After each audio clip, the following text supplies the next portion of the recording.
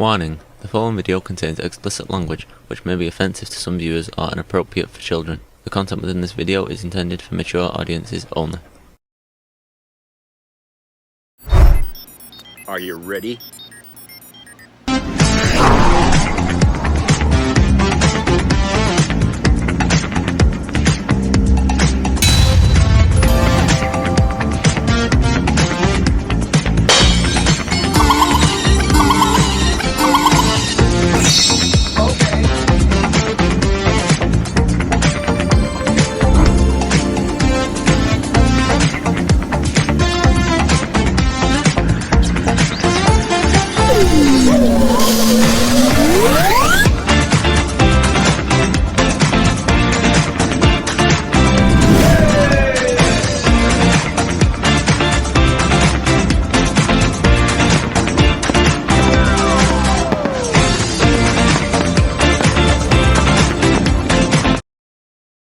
Hey everybody, it's Jeff. Well, hope everybody is having a good week. And today it's a really sunny day out for once. This whole week's been pretty much gloom and doom and rain and snow and sleet, all forms of precipitation here this week in Maine. Now it's just really sunny out here. I'll show you. Okay. And yeah, Smokey's sitting there enjoying the sun. Yeah, it's really nice out. A little bit of a wind, but not something that's really bad. I got the window open here. It's so warm out right now. So the battle between winter and spring may still be ongoing. I don't know what's to come, but you know, but at least we're having some nice weather today, and that's a good thing. So you know, there's this story that's been going on all week concerning Rona McDaniel, and it's a story, you know, about her trying to get a job at MSNBC, and it didn't happen, and she's mad, and she wants to sue them and everybody that's smeared her name, you know, basically making it impossible for her to get a job now. And at first, you know, I just kind of, you know, seemed like a non-story, basically. You know, I mean, people all the time, you know, are out there looking for work, and they don't get it. But then more come out about her that I didn't know, which was she's a full-blown in his pants Trump supporter. Okay, she's a MAGA. And I'm thinking, and then I stopped and I thought, well, wait a minute. Now, everybody knows, at least I think everybody does, that MSNBC is not really a right-leaning outfit. Okay, they're kind of like, you know, Fox in a way, where they're left-leaning in their opinions and stuff like that. Not that they wouldn't listen to the right wing if somebody wanted to say something on their show, but don't expect to get a job there if you're, you know, right-winger, or even a MAGA for that matter. Okay. And I'm surprised that this woman here, Rona, didn't know that. I mean, what was she thinking, trying to get a job at a place where you know, it was a given. You're not going to get it. I mean, once they figure out, you know, your background and what you've done and what you've been doing and all this stuff, I mean, once that got out, I mean, come on. You know, people at MSNBC would have never wanted her on their, you know, on their staff. Okay, I mean, the things they've been saying about Trump on that channel, I mean, should have been like a flag for her, saying, if you're looking for work, don't go there. Okay, you could, you know, try anything else. I mean, Fox even. Why not Fox? Why couldn't she get a job at Fox? They'd have loved her there. Anyway, I want to read this article here from I think it's the Washington Post. Yeah, okay. Written by Sarah Ellison and Josh Dawsey. NBC offered Rona McDaniel a better contract to appear on MSNBC. Now, this story was written a day ago, so it's 24 hours old, which can be an eternity in the media, you know. MSNBC President Rashida Jones participated in Recruiting former Republican National Committee Chair Ronna McDaniel earlier this month, and McDaniel was offered a more lucrative contributor contract after she agreed to appear on MSNBC and not just NBC News, according to people familiar with the matter. NBC News said on Tuesday that McDaniel, who repeatedly backed Donald Trump in raising questions about the validity of the 2020 election and helped organize a scheme involving alternate electors, would not appear on the network as a paid contributor after MSNBC's anchors repeatedly attacked the hiring and called for the decision to be reversed. But Jones had a one-on-one video call in early March after an executive at NBC News orchestrated the contract. According to the people familiar with the matter, they won't even say the name, I guess, who spoke on the condition of anonymity to discuss sensitive internal discussions, McDaniel was concerned she would face particularly harsh interviews and the liberal-leaning viewers would not respond to her positively. According to people with knowledge of her concerns, her original preference was just to appear on NBC News, the people said, and early talks with the network had centered around NBC appearances. In a friendly call between Jones and McDaniel, the two spoke about American politics, their young children, and the need to have differing views on the airwaves. The people familiar with the matter said. McDaniel left the call heartened, people close to her said. Top NBC News executives preferred that McDaniel agree to appear on both channels, according to the people familiar with the matter. MSNBC is a liberal-leaning sister network to NBC. McDaniel agreed to appear on both networks after a series of informal discussions and the improved contract, the people said. When they say the people, they mean the anonymous folks given this information. I don't know who the hell they are.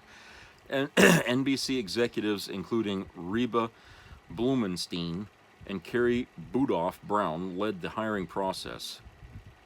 After McDaniel and NBC executives started talking about her joining the network, they introduced McDaniel to others in the building, including Jones, a practice that people close to NBC News and MSNBC said is customary during the hiring process of on-air contributors. After McDaniel was hired and a backlash ensued, Jones privately told MSNBC anchors on Friday and Saturday that McDaniel would not appear on the network, according to people familiar with her calls last weekend. She reassured them that they have editorial independence over their respective shows. These people said, as of Tuesday afternoon, a person close to McDaniel said she still had not been notified of her termination. She did not respond to phone calls seeking comment. McDaniel is preparing to sue the network and has been in discussions with lawyers. She told others she expects to be paid for her 2-year contract.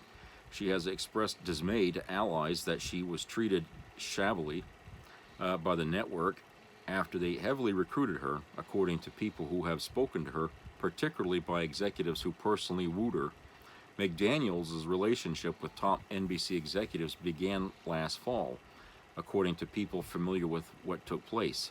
The NBC was determined to secure a Republican primary debate, repeatedly talking to RNC officials about their chances, and even sending star anchor Lester Holt to Washington for a pitch meeting at RNC headquarters. RNC officials wanted to give at least one debate to a non-conservative news outlet in a bid to broaden the party's outreach. After the RNC gave NBC a debate, top RNC and NBC news officials worked closely together ahead of the November event and developed a rapport, celebrating the debate's conclusion together and keeping in regular touch, the people familiar with the matter said. After Trump began talking about removing McDaniel as RNC chairwoman earlier this year, she spoke with several networks about a contract, but gravitated toward NBC based on her relationships with top NBC executives, these people said. There were multiple conversations and in-person meetings, including a dinner in New York City 1 week before she left the RNC. Last week, the network issued a glowing statement to the New York Times, calling her voice, quote unquote, essential to understanding the Republican Party. Her hiring was greeted by widespread criticism of the network from liberals and media critics. McDaniel raised questions about the validity of the results of the 2020 election, suggesting there was, quote unquote, stealing, helping orchestrate a scheme of alternate electors for Trump, and offered the lobby of the RNC for two of Trump's lawyers to use, where they espoused false conspiracy theories about the 2020 election. McDaniel said in testimony that she believed the alternate electors were only a contingency plan. Ironically, one of the reasons McDaniel was ousted as chair of the party is that Trump did not believe that she shared his belief on the 2020 stolen election, and that she was doing enough on, quote, election integrity, unquote, according to advisors close to the former president.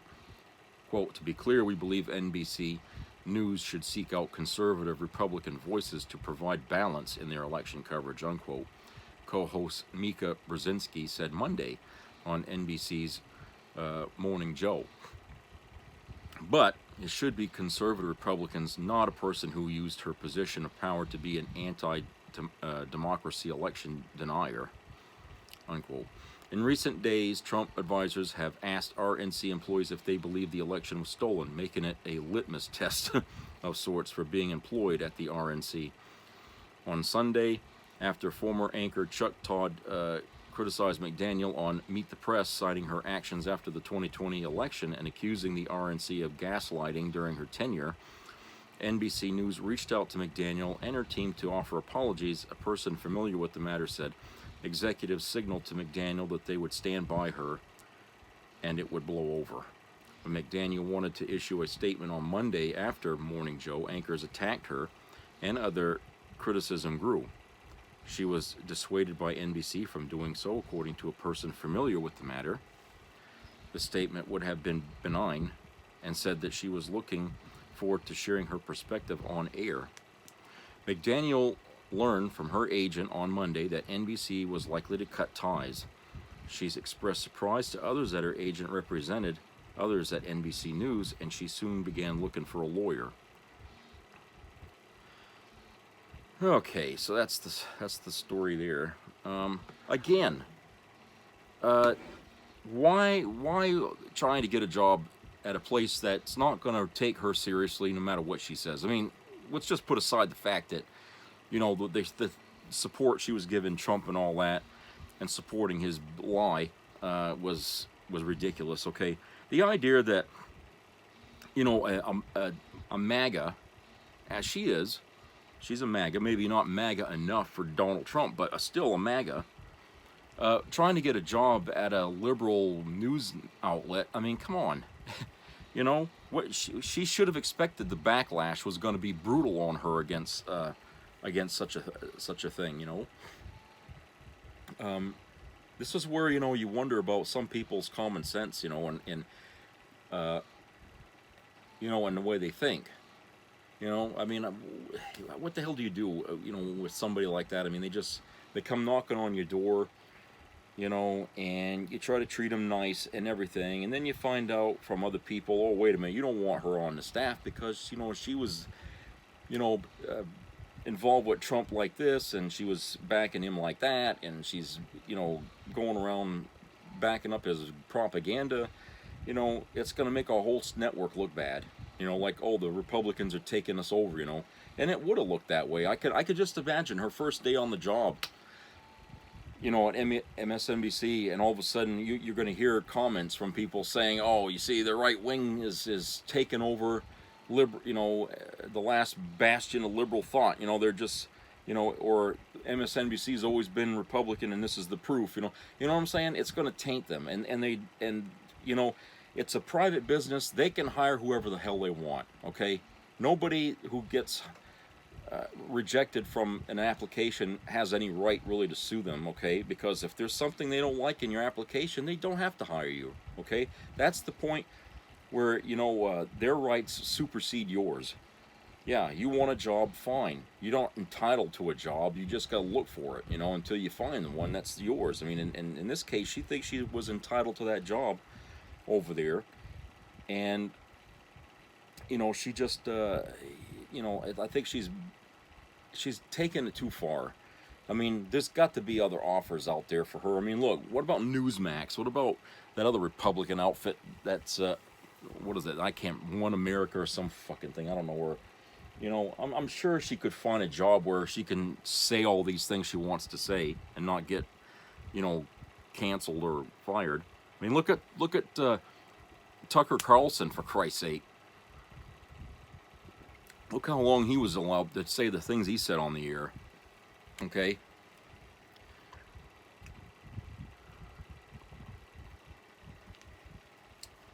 And I'm sure they would have hired her.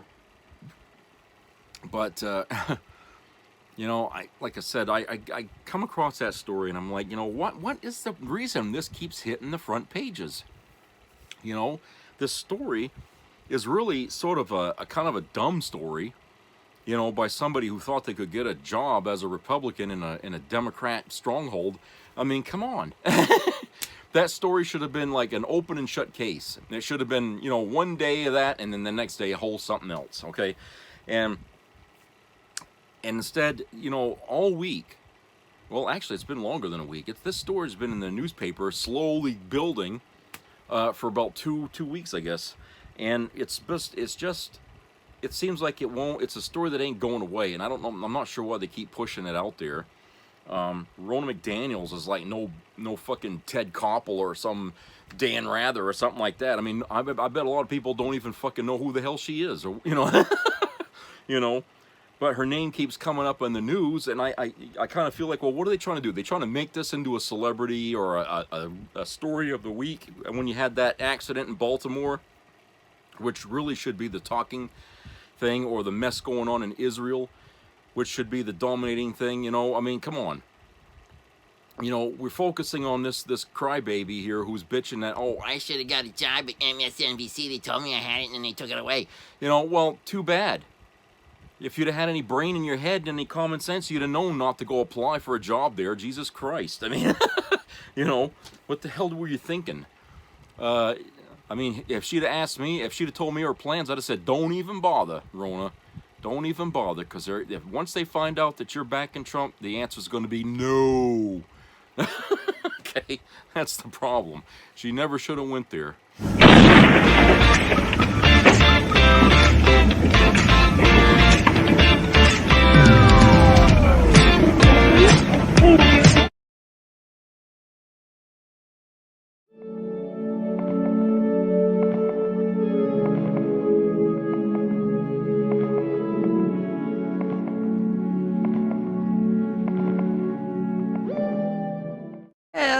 Mar-a-Lago hasn't exactly been the Garden of Eden, that's true.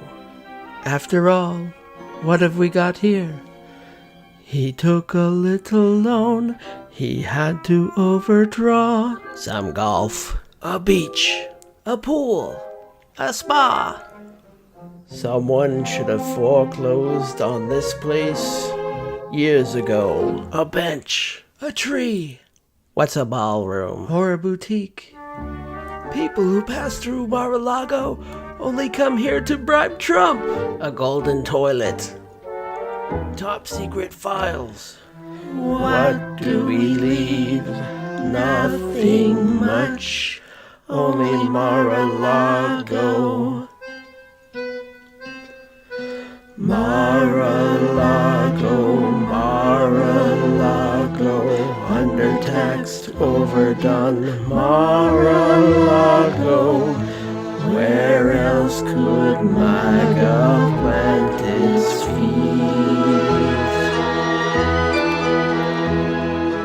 Mar-a-Lago, Mar-a-Lago, gaudy and deplorable, Mar-a-Lago, where all the people are effete.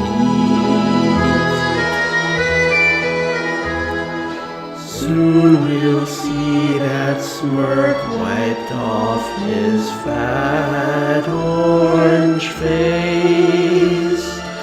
Donald Trump is soon to be displayed. Mar-a-Lago.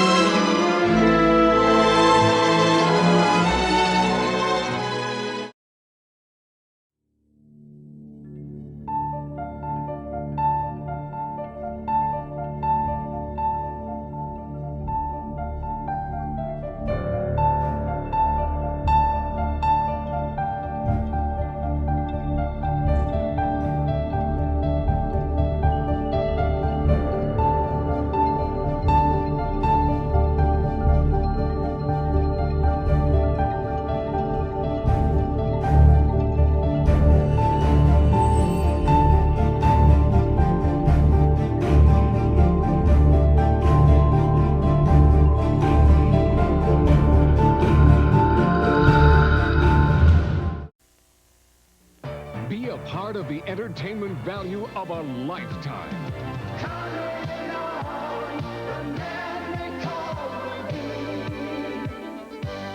I loved it. It was the best performance I've seen in a lifetime. I loved the show. I liked it very much. He's a very entertaining man. It's well worth the money. Now appearing in Charlottetown, coming to Halifax November 6th to the 18th, and St. John November 20th through the 26th.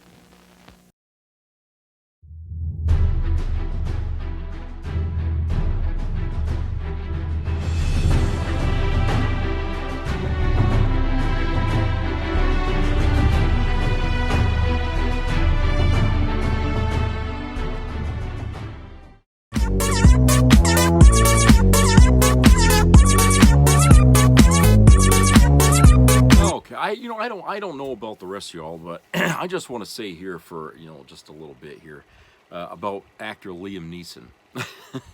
Okay, great actor. Okay, great actor. I liked just about everything that guy's ever been in has been great to watch. Okay, he's a great actor, and I think underrated in some corners of Hollywood. But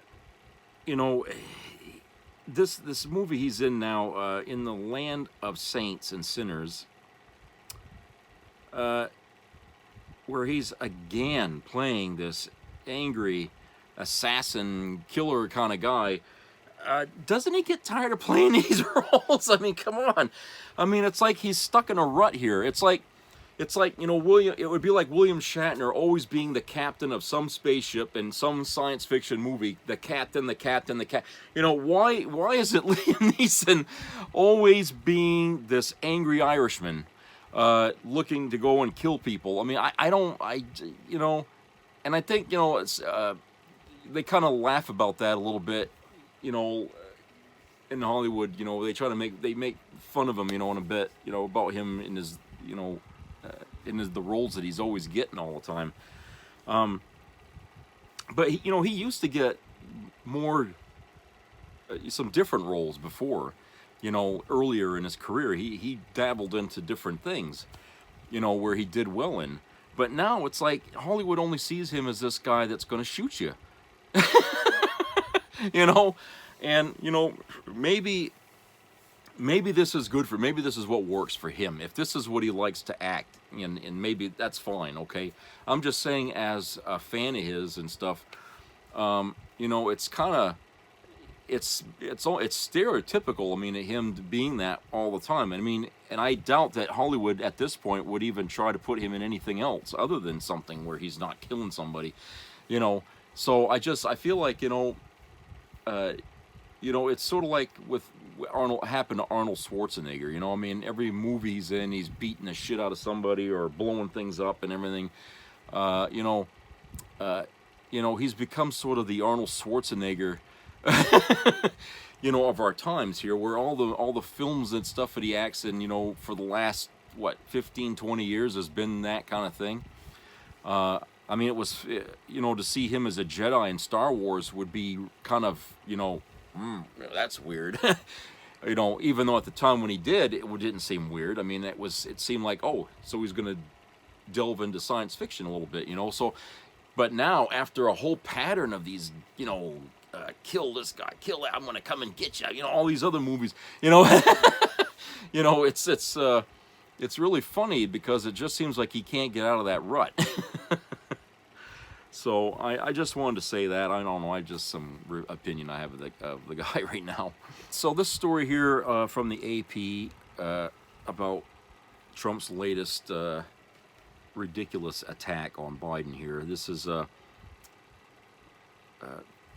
published here just not long ago. Okay, it's entitled, Trump posts video with an image of a hog-tied Biden, drawing a rebuke from Democrats' campaign.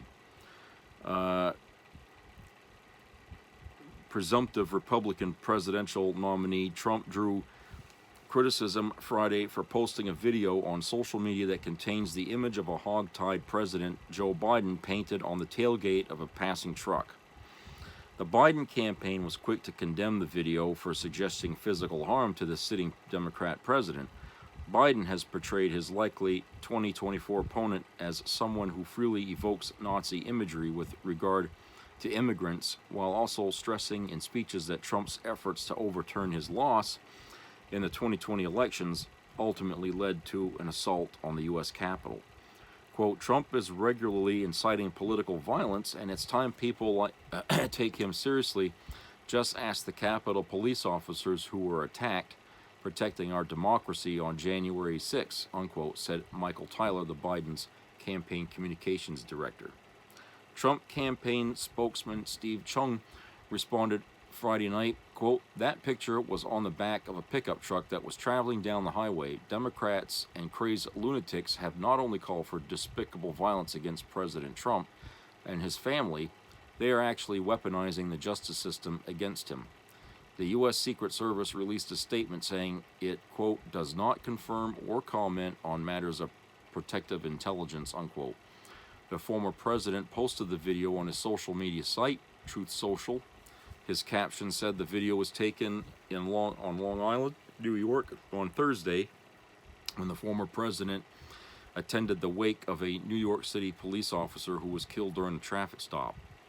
The posted video shows a passing truck decked out with Trump 2024 and flags, claiming support for police, with the picture of a seemingly helpless Biden with his hands and feet tied painted on the rear of the vehicle. Shares in Trump Media and Technology Group Corp began trading on the stock market Tuesday, with the valuation adding billions of dollars to his fortune. Seeing a return to the White House, Trump has painted an apocalyptic picture of the country if Biden secures a second term. Quote, if I don't get elected, it's going to be a bloodbath for the whole, that's going to be the least of it. It's going to be a bloodbath for the country, unquote, he warned at an Ohio rally earlier this month, while talking about the impact of offshoring on the country's auto industry. Trump has talked about immigrants, quote, poisoning the blood of our country, unquote, echoing the rhetoric of Nazi leader Adolf Hitler, and he once described his enemies as, quote, unquote, vermin, language that his opponents say reflect his authoritarian beliefs. At one recent rally, Trump went so far as to cast Biden's handling of the border as a, quote, conspiracy to overthrow the United States of America, unquote. Last year, before his indictment in New York over hush money paid on his behalf during his 2016 campaign, Trump posted a photo on social media of himself holding a baseball bat next to a picture of District Attorney Alvin Bragg. In a 2018 speech, Biden discussed lewd comments that Trump had made about women and registered his disgust by suggesting a willingness to physically fight the then president.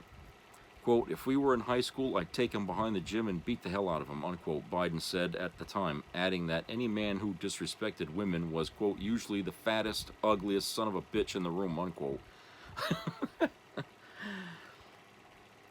So, yeah, it's going to get nastier as this gets closer to November. People, that's really a given. I think even all of you out there know that's going to be the thing. Because for one, the reason being that Trump can't help but make it uglier. Biden wouldn't take it and make it uglier, but he would. Trump would. And that's the reason why this thing is going to get nastier. It's not because of anything Biden might say about Trump. It's going to be everything about what Trump says about Biden. And this recent thing here about the tailgate and the tied up like a hog and all that shit, I mean, that's going to be just a tip of the iceberg, and that's really going to be minutia compared to what's coming here as we get closer to November. But yeah, I mean, I'm starting to see now people putting bumper stickers on their car, Trump 2024 and stuff like that. I'm starting to notice it now. In fact, I went over to Brewer, which is just across the river here, and I was going to visit my uncle's house. And you go down when you cross the bridge, you go over to the stoplight, the first stoplight over the bridge, and then you go to you hang a left. You go on the left, right? You go up that street, and you just keep going down that road. You're gonna pass a house on your right as you go down that road, and the front lawn is filled with Trump banners. There's even a life-size Trump wood dummy, it's like a life-size poster, of a, that you might see in a store, or something. It's Trump standing there waving. There's flags out there on the lawn. There's, it looks like 4th of July, except it's Trump of July. You know what I'm saying? It's all about him. And that's like the most extreme Trump supporter thing I've seen so far.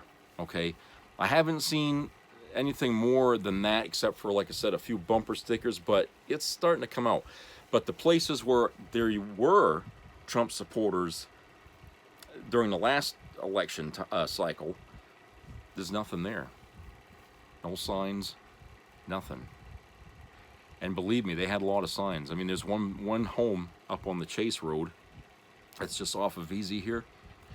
When you first make a turn to go on the Chase Road, you would pass a house like 2 or 3 houses in on the right, and they had a homemade big, like a table size thing sitting on its side. Okay, Trump, painted blue with white letters, Trump, on that, as proud as they could possibly be when he was trying to run, against Biden. Okay, big sign. Well, they ain't got that now, and I don't see anything there. And I've been looking. I've been passing areas where I was seeing flags, Trump's flags, all this stuff. And Chase Road has a lot of Trump supporters, or had a lot of Trump supporters. They might still be supporters, but they're not proudly, showing their support. But that may mean because they haven't had the time yet to put it out because of the weather. I don't know. But during the summer, I think maybe they might put stuff out there. If there's any supporters, they'll show their face. Okay. But yeah, they're out there. The supporters are out there. I mean, they're not in big numbers. Okay. Everyone needs to understand that the MAGA party is but a sliver of what's left of the Republican Party. Okay. There's not that many in there. In fact, they've lost a lot of supporters. Okay, and they've only been getting money from big, wealthy contributors. Okay, they haven't. I mean, this shit about him selling gold sneakers and Trump selling gold sneakers and Bibles with God bless America and all this shit. I mean, all these things isn't really bringing in the money. You're only going to get maybe a few $1,000s or something from that, but the money that really matters, that's going into his coffers, his campaign coffers, is what's coming in from these secret big money donors. Okay, that they won't even give you their name because they're too ashamed to even have their name linked to Trump in some way. But he's getting all this money, and now on Wall Street, his ridiculous Truth Social that never was going to get off the ground. It looked like it was going to actually just go away altogether. Now it's worth billions. Okay, practically overnight, it went from an internet company that was basically going to fall through the sewer here, and now it's being hailed as more profitable than all the other media outfits out there. Bigger than Facebook, bigger than Twitter, X, whatever you want to call that outfit now, bigger than all the other stuff. I mean, come on. And it's only got 5,000 members, or 5 million. It's only got 5 million members on it. I mean, and all the other ones have, one over 1.5 billion, and some millions, hundreds of millions, and yet Truth Social is worth more than all them now? Come on, you know what's going on. They're inflating that motherfucker, you know, so Trump could get money to pay off his legal bills and whatever else, other fines that ever come his way. You know, that's what this is all about. So, you know, yeah, the trick, well, the thing, we've all been duped, I think, in a way. Even I've been duped here, thinking that the wealthy really didn't want nothing to do with Donald Trump. Okay, remember I was saying that in the past video? Okay, I was wrong. I was wrong when I said that, because apparently a lot of wealthy people haven't really given up on him yet. There's some of them are willing to stick their neck out a little bit further for that son of a bitch, okay? They're willing to go a little bit further to help him out, okay? All this time I thought, you know, hey, everybody was turning their back on him. They ain't learned their lesson yet, have they? Everybody that deals with him gets burned. That much is certain. And these people, too, are going to get burned in the end, you know, that are helping him out. They may not know that, or they may have promises saying that's not going to happen, but I don't believe it, and they shouldn't either, okay? So I think that, you know, what goes around comes around, and there's going to be a backlash to them helping him out in the end, because the problems that Trump's going to be facing are only going to be bigger problems from here on out. This thing about E. Jean Carroll and all that was the first step. Okay, the other steps he's going to have to climb are going to be things that have stiffer penalties, bigger crimes, federal crimes. I mean, you're talking about stuff that would put, you know, average people like you and me probably not just in prison for life, but maybe executed, you know, for treason. Okay, we're talking about crimes like that. You know, it's sad to think that, you know, rape is not something that can be looked at in that fashion, but apparently, you know, there's priorities in this country that's always been lopsided. But in this case, you know, the priorities that the laws he's going to be facing that he broke are going to be big, that are coming up, okay? And he hasn't seen them all yet. He hasn't, you know, his court cases are still many, many, many, many doors, you know, ahead of him, okay? So he's going to, whether he wins presidency or not, his name is going to still be in the news next year and the year after and the year after that. I mean, because this, you know, is he going to live long enough to make it through all these court? Probably not. I mean, this is a thing where long after he's dead, people are still going to be digging into the truth of things. You know, we won't be able to sentence him or fine him, you know, whatever. But he's really got this tower of fucking crimes ahead of him that dwarf anything that he might be able to do. I mean, I can't see how he's going to be able to get around that without help from the justice system itself. You know, Letitia James, when she said, you know, you got to pay $450 million, you know, whatever, $500 million, okay, they should have supported that. Instead, you got other judges that basically shot her verdict down, okay, and said, no, he can pay less. He can pay, you know, a quarter of that instead, okay? Who the fuck are they to sit there and overturn what she said? You know, they're basically telling her, oh, well, you made it, you over punished him, okay? And of course, people are saying that's what she did, that she went too crazy with the punishment on him. Why? You know, why do you think that? Think about what he was saying. You know, what he was doing, about how he wouldn't listen to the gag orders. I mean, that was the very least she could have done to that son of a bitch. He should have, if it would have been anybody else, they'd have been sitting in jail for all the time, you know, for a period of time, because he, you know, he had contempt of court, you know, breaking the fucking rules, you know, gag order and stuff, okay? No, he gets away with it. Not only that, he gets a slap on the wrist. But Letitia James, you know, she punished him for that, and plus, you know, continuing to attack E. Jean Carroll, okay? And she levied a penalty on him, one that would matter to him because the guy's got lots of money. I mean, you ain't gonna fine him for like a few $1,000s. Christ, he will just reach into his wallet and pull it out for you, okay? The fucking guy, you know, how is he going to feel the impact of what he's done that's wrong unless you hit him where it hurts the worst, in his fucking wallet? No, she did the right thing, but the rest of the system behind her, no, they're not going to back that. They left her out. They left her hanging. They left her hanging out to dry. That to me is that's they stabbed her in the back. Okay, they stabbed her in the back, and they gave Trump the door he wanted opened. Okay, and so now he's out there doing his same old crap, running his mouth, getting himself deeper into shit. Okay, and it's like, if you want this guy to shut up, okay, everybody's going to have to want it. Everybody's going to have to want it. Everybody. All right, not just Biden, not just a few people, and everybody in this country has got to want to tell him to shut up, and make sure that the penalty he gets will shut him up. If he's got a gag order and he breaks it, in the jailhouse with you, okay? Because no cameras, no phone, no computer, no internet. You're going to be cut off from society for whatever time And that's what you do with a guy like that. That's the only way you slap him back to reality, that this is not your world, okay? You're living in our world. We share it, and you're sharing it with us, but you're not controlling the fucking world. I don't give a shit what your name is or what you're running for, okay? You're still just the average Joe out there like everybody else. You just have this title for now, okay? But your presence isn't any better than anybody else's, and therefore the law should not look at you at any different way than anybody else. Okay? Just because your name is out there in the newspapers and all that doesn't mean that you have priority over the rest of humanity. Okay?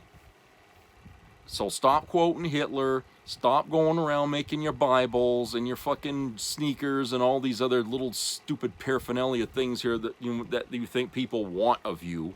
Okay?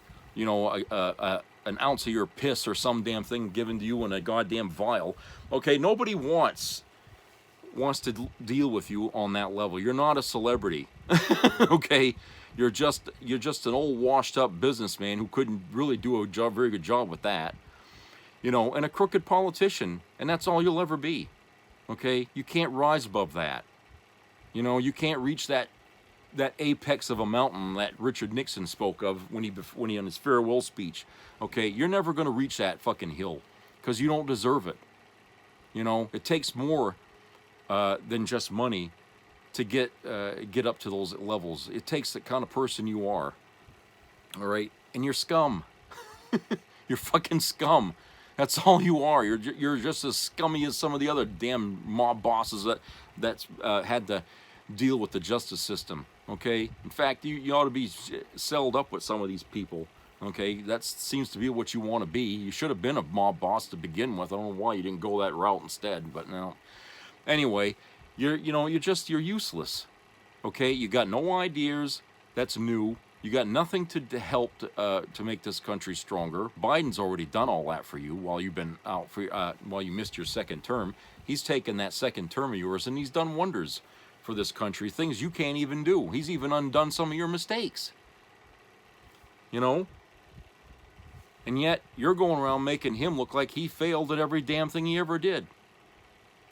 Prove it. Okay, because all the numbers out there say that the job unemployment level is low. There's lots of jobs out there, more jobs being made, higher paying jobs being made. Okay, there's more people got health insurance now, and you can't. He's made a lot of strides. Okay, not everything he's done has been perfect, but he certainly made a whole lot more headway than you ever did while you were president. In fact, the one crisis that you had to deal with, you bungled. You fucking bungled it. You didn't even want to admit that there was a crisis under your presidency. It was embarrassing to you that the pandemic happened under your watch. You didn't want to acknowledge it. You were too afraid to acknowledge it, okay? Because that would require you had to work, to earn something from people, to earn your wealth in front of our eyes. What kind of a man is he? Well, you failed at that. We found out you're not a very good man at all. I mean, because to you, the pandemic happened to all of us. Didn't bother you any because, hey, I'm fine. If I get sick, I got all the medical aid I'll ever need to fight it and win it. Okay? You didn't care. Well, Over 1 million people died under your fucking watch. A lot of it could have been prevented if you'd have reacted sooner and done what the CDC said to you that you should have done. But you didn't, because you didn't like the idea of somebody telling you how to do your fucking job, okay? But you know, when you're a president, you can't know everything. That's why they have advisors, okay?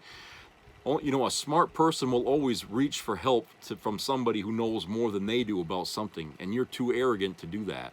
That makes you a terrible leader, okay? If you'd have been in the Navy, they'd have mutinied against your ass on your ship because you don't know what you're doing.